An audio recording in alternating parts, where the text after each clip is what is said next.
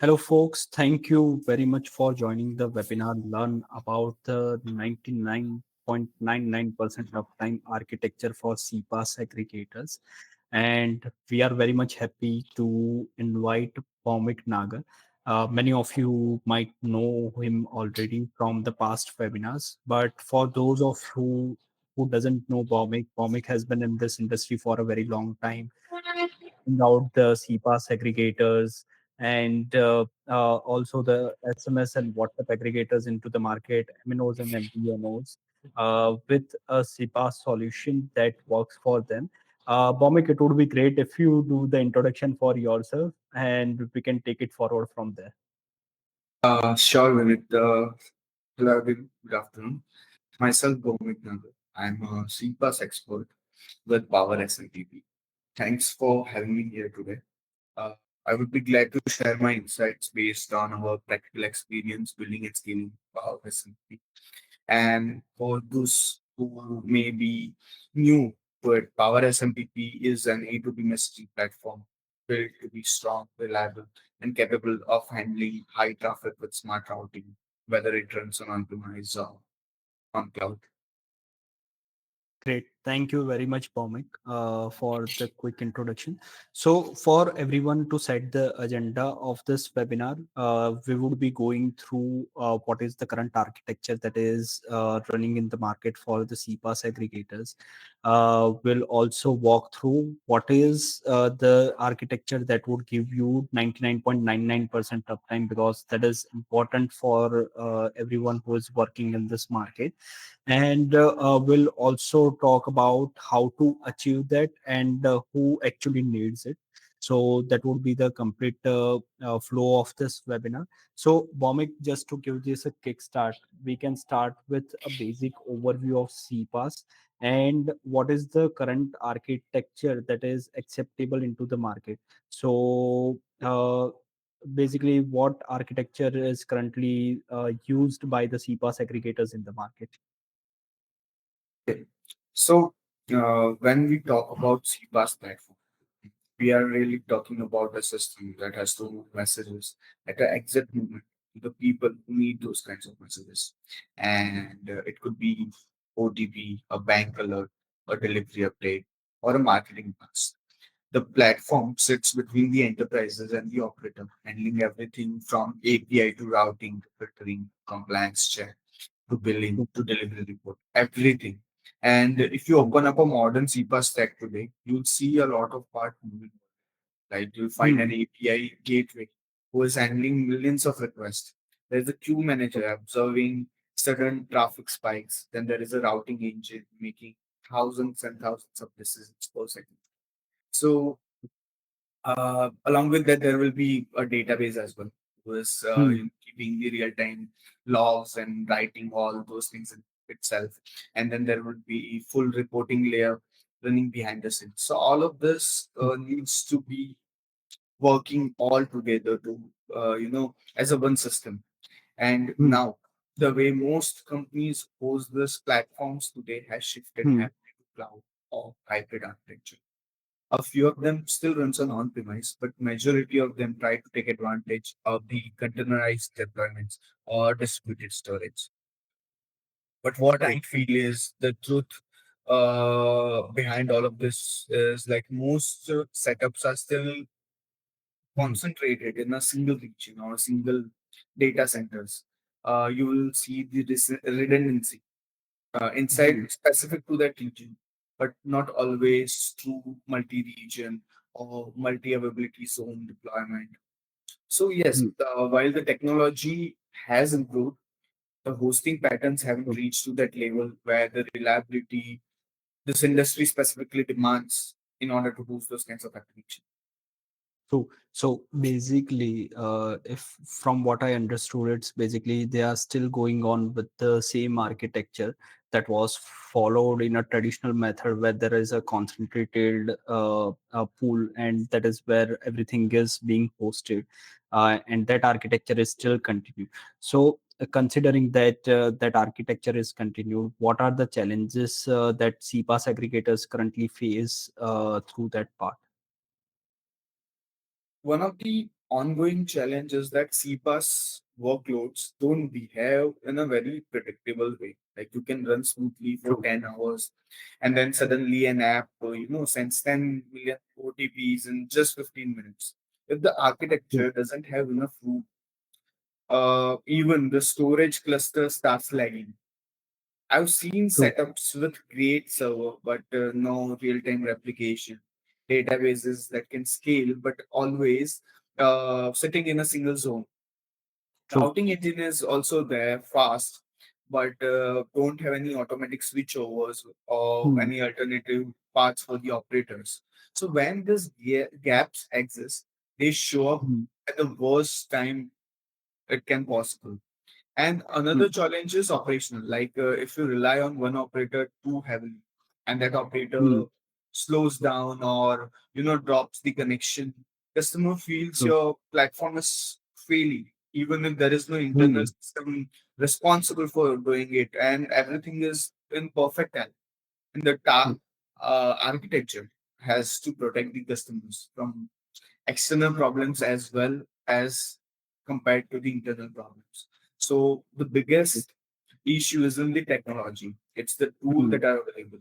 And the real challenge is True. designing the platform that assumes the failure and stays Hmm. alive even when something breaks. Right. So, when people talk about that they are facing issue with the application or the technology, there are many reasons to it when it comes to a real-time replication. So, one of the server got down, and one of the operator they have been working with had been facing some issues with the hosting part, or even the technology or the application is not up to the par that it assumes the failure and stays alive. So, in those cases, how much business is affected for the CPaaS aggregators? Indeed, when a CPaaS aggregator goes through a downtime, Hmm. probably even if it is for few seconds, few minutes, the True. impact runs a Hmm. lot deeper than the most people realize. Like it isn't True. only about messages not going out, it Hmm. affects the trust, revenue, and True. relationship in a way that it stays long enough after the outage is fixed. And True. imagine an OTP is not arriving Hmm. when the user is trying to log in or make payment. The user Hmm. blames the app, not the aggregator, and the app team then will blame the aggregator. True. And the enterprise who is Hmm. holding the whole app now asking tough Hmm. questions. Why didn't you back up? Yeah. Or why didn't you switch over to another route? Why your delivery time is inconsistent? So Hmm. these are very uncomfortable questions. And True.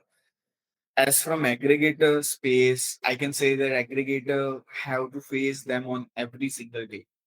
And there's True. also direct revenue. Like most of the True. aggregator which I have seen works on very thin margin, but with very Hmm. high volume. So a customer, let's say a busy customer, sending traffic every second, suddenly Hmm. goes silent during the downtime. And if it happens on a promotional hour or let's say a festival rush, the financial True. loss is very immediate. Like I've seen Hmm. situations where 10 minutes slowdown meant millions of messages through it. And this is the True. real money you lost during these conditions. True. But honestly, the biggest damage isn't revenue. It's the credibility of the aggregator in the market. Hmm. Like once a customer loses the confidence in the aggregator, they start, conveying their traffic to other platforms that are more reliable as compared to that particular aggregator. So yes, Hmm. downtime is more than just a technical problem. It hits the brand reputation, the customer's trust, and the long term business growth.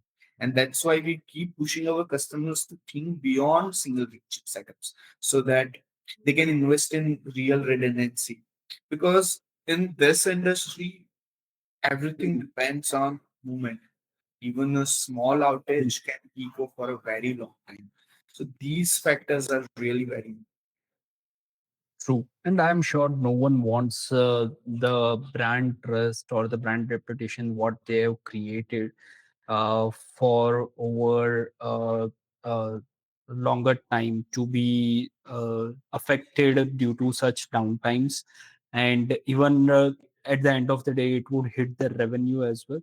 But it would hit the revenue for a longer time, not just for a shorter time. Because as you mentioned, that if the brand trust is gone, the customer will start migrating to other aggregators in a short period of time, and definitely that happens. So are there any proactive ways that the aggregators can take to face or to manage these challenges whenever they arise?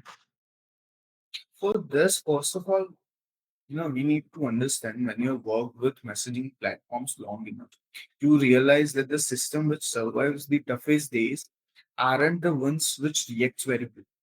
They are the ones that are already prepared for that particular incident. For example, True. a system that is already have a specific architecture to handle those kinds of situations will Hmm. have better results as compared to someone who is not even aware about the situation. And being True. proactive in CPaaS is really about building your environment in a way that avoids the trouble instead of chasing after it. Hmm. In my opinion, the first step is proper visibility.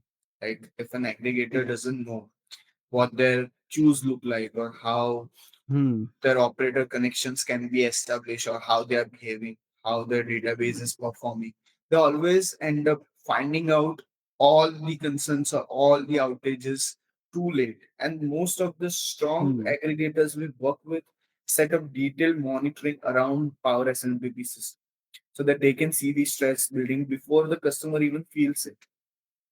True. The second part would be planning. Like the smart Hmm. approach is to use cloud tools for auto scaling your compute layer and distributing your workload so no single machine or instance become the hero of the story. Like Hmm. our SMPP platform performs best when the environment around it can grow based on the load.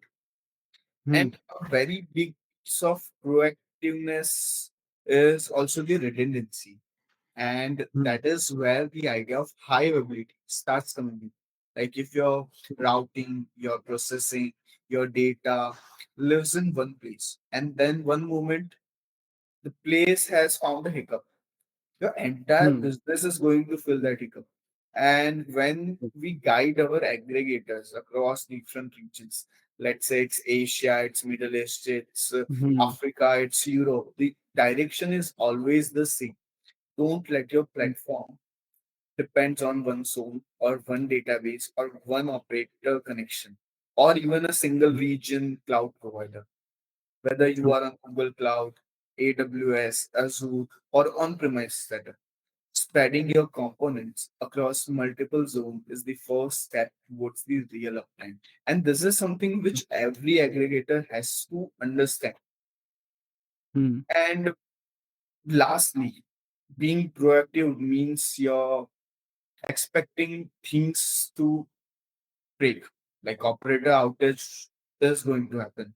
Your cloud zone will have delays, like your platform is built to continue even working during those moments, and you don't, this way, you don't even reduce the downtime, avoid True. the downtime altogether. Hmm. So I relate a lot to this because many of my the network that I had of aggregators had complained about not being proactive. But the major part that comes before being proactive to these challenges is understanding the root cause of these challenges. As you said that you need the analytics of what is the volume, traffic, how the stress is being built around the application, or even through the hosting part, and considering that the operator is going to go down at some point, and understanding that part, and then creating architecture that helps mitigate those challenges as well. But you mentioned about one particular word, that was high availability architecture. So Yes. can you throw some light on that? What is high availability architecture? Sure, I will. So when I talk about high availability architecture, I am simply talking about a design where the Hmm. platform doesn't depend on single point in order to stay alive. In CPaaS, everything is very sensitive. Like if one node Hmm. goes down, if a zone Hmm. in the cloud infrastructure networking has an issue, if one database instance starts struggling in order to write the data, platform should not stop in any case. And high availability is the approach where the workloads keep flowing because there is always another component ready to take over. In True. real deployments, this means that running the platform across multiple zones or regions and making Hmm. sure your routing engine, your queues, your processing nodes, your database all have a parallel instance running, not just a backup sitting idle. And True. active components that shares the Hmm. load along with it. So even if one part in the system has a bad moment, then the traffic Hmm. silently shifts to a healthy side, and the customer never notice a thing. So this is very much Hmm. important. Also, uh, keeping your data in sync across these zones so that you don't lose reporting, filling, or any Hmm. kind of delivery history when a failover happens. On the cloud True. platforms like Google Cloud, Microsoft, Azure, AWS, these capabilities come built in with the ecosystem. But what True. matters is to use them in a correct manner. Many aggregators says that they are on a cloud, but everything is on one single zone availability. And True. this architecture, I would not call it as a high availability. I would call it Hmm. as a single point of failure wrapped up in a very nice dashboard. So when the high availability is done right, the platform behaves the same way at night in peak hours, during the festival rush, or when the operator decides to have a bad day. So the traffic continues to flow without scrambling anything behind the scenes. And that's the whole purpose of the high availability architecture. The system doesn't just run when everything is good, it keeps running when things go wrong or things go bad. Mm, have outages, and still it is going again and again and again and moving forward and keeping the traffic alive. True. So basically, what you are proposing right now is having two zones working parallelly with database. I don't know exact word, but I'm using replication right now. So database getting replicated, and even if one of them fails, the other application keeps running, so that you can have the uptime that you have committed to your users. You can match that brand trust, and you can keep working even though there is a failure on one part of the complete architecture or the system, correct? Yes, somewhat. Yeah. So in the market, if every application is available, and would every application be able to achieve this kind of architecture, like hosting architecture that we discussed? So in every industry, generally we look out different platforms to understand uh, the features, what we are lagging behind in the industry, and what are the enhancement we can implement looking at the other system. So based on that, not necessary that every platform will have high. Availability works only when the application built in a way that components run in parallel without stepping on each other. So some platforms are designed with separate processing engines, separate reporting Hmm. modules, independent routing layers, so that they can easily run as a multiple instances. And other are more tightly coupled. Like even if one place, like even if it is installed on a very uh, good infrastructure, they Hmm. generally not able to split them into multiple instances or across different nodes. So we Hmm. really need to decide the internal design in order to understand any CPaaS platform. If the application supports clustering, distributed queues, Hmm. optimized storages, then the HA become very straightforward. But if the design isn't modular enough, the platform will have the same uh, concerns. And no matter how your cloud infrastructure good is. So the answer is that many application can run in a high availability setup, but not all. And it Hmm. also depends on how they are engineered internally and how easily True. components can be separated and scaled. Probably Hmm. we'll touch more about this topic when we talk about architectural patterns later in the series of webinar. But Hmm. yes, uh, currently not all the systems can have edge architecture. True. Thank you for providing that insights and summing that up. So, just to understand what are the resources. So, if I decide to go with the HA architecture today, what are the resources I would be needing to have the setup ready along with the application? To build a proper high availability setup, you need to have more than just extra servers. Like you need to have the right combination of infrastructure, storage, networking, the supporting services that tie Hmm. the every component together. And each pieces has to be designed so that if one thing slows down or fails, the other side can carry the load instantly without waiting for any kind of manual intervention. Like the first resources, infrastructure that is Hmm. spread across multiple zones on platforms like Google Cloud, Azure, AWS. This means that running your compute layer in at least two availability zones. The zones sit inside the region but isolated with each other so that no one hampers each other.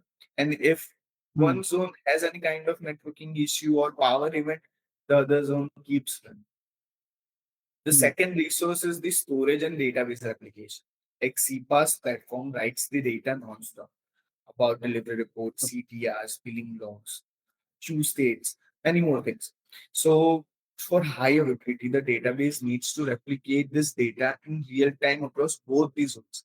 So whenever you are using probably MySQL cluster, Mongo replica sets or cloud native databases like Cloud SQL or Azure database, you need a setup where the data sets stays consistent. If one goes dark, and this Hmm. often the part that decides whether the high availability setup will behave smoothly or it will create high headache. And Hmm.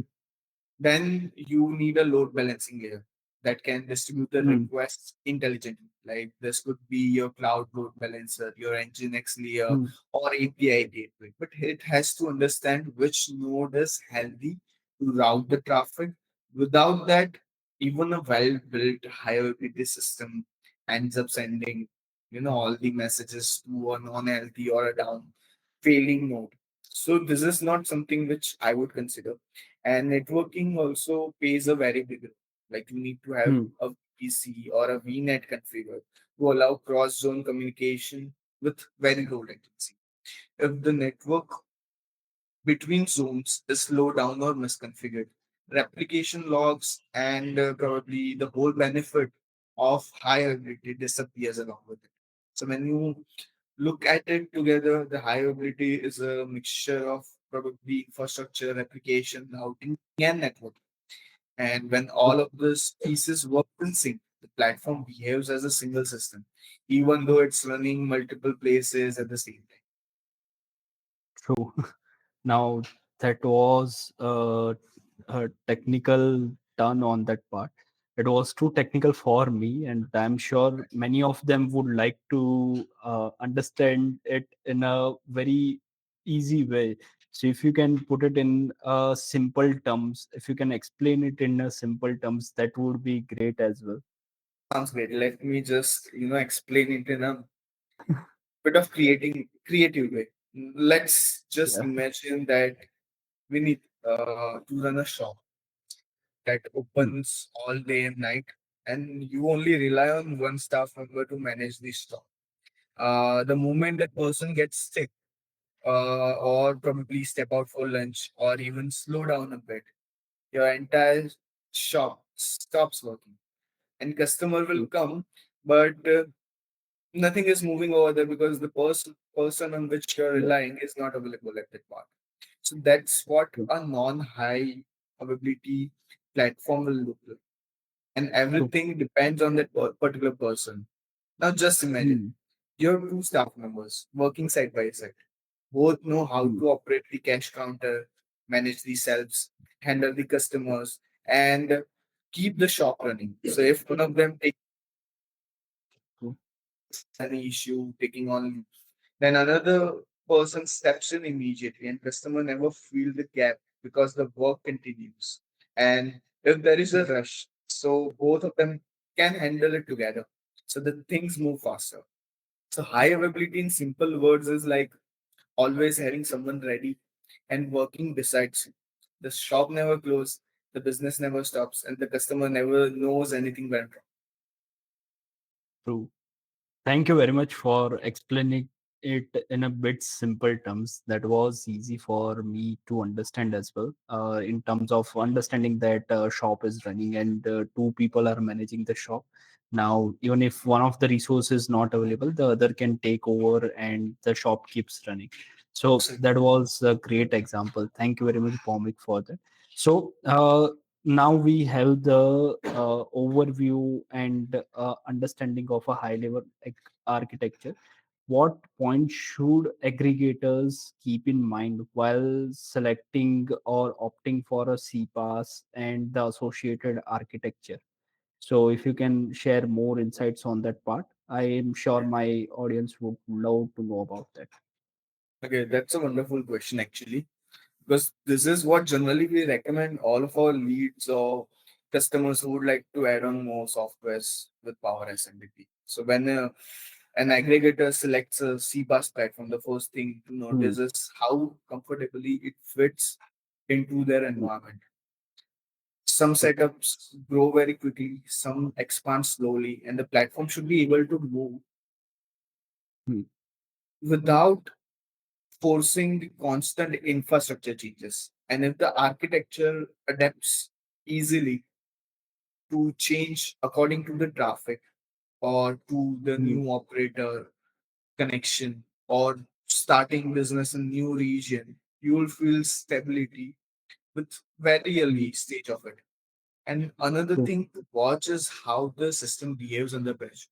Like a well-designed platform can become difficult if it doesn't separate its internal layer clearly. And when message processing, routing, reporting runs independently to distribute the load across zones whenever you choose to. And finally, go for a CPaaS that gives you enough visibility to understand what's happening inside. Like True. when you see a queue movement, route behavior, Hmm. not performance very clearly, issues never Hmm. surprise. The platform becomes far more reliable when you understand it, how easily the way you operate it. So it is a very, very, very important part for all the aggregators. True. So basically, they should go for a flexible architecture or a hosting environment that is flexible to scale along with the traffic volume or even the application. And application should also have the capabilities that it can showcase, like the queue management, route behavior, and node performance. Basically, monitoring part that can give them idea how everything is moving forward, how the stress is building on the application. and based on that they can decide on how to scale the architecture as well. So we are moving towards the end of this webinar. So for everyone who is in this webinar can ask their questions in the Q&A section, and we'll take it up after the end of this webinar. Just two more questions, Bhaumik. So the first one, you have been working with Power SMPP, and I'm sure that everyone would love to know if Power SMPP supports HA architecture. So if we can talk about that a bit. Yeah, this question I received from